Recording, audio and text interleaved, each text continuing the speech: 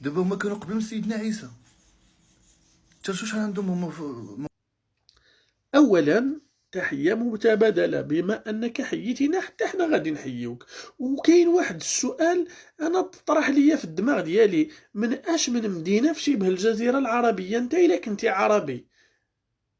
ثانيا، ايها الشريف، راه الكون ما بداش نهار تزاد عيسى. راه الترتيب ديال عيسى في الانبياء والرسل 24. راه داز 23 نبي قبل النبي عيسى عليه السلام. الشريف كيحسب لك واش الحياة بدات نهار بدا عيسى؟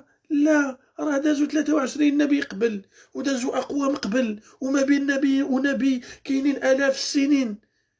كيحسب لك انت واش بدات الحياه، واش الكون الاكسجين تلاح الارض نهار تزاد عيسى؟ حاولوا انكم تخدموا العقل ديالكم، وحاولوا انكم تطرحوا واحد الاشي اسئله بعدا اللي كيبانوا منطقيين.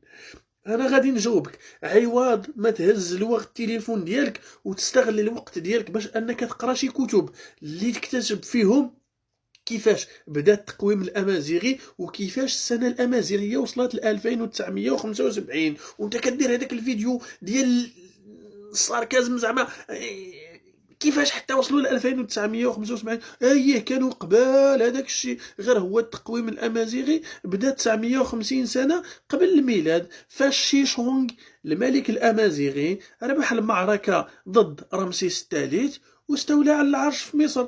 من تما بدا. اما راه قبال وقبال وقبال راه كانت الحضاره الامازيغيه، وكانوا حضارات اخرين، الحضاره البابليه والحضاره السومريه والاشوريه والازيديين واليزيديين والكورد بزاف. دابا نتوما في واحد القوقعه كيحسب لكم واش الكون بدا نهار تزاد عيسى.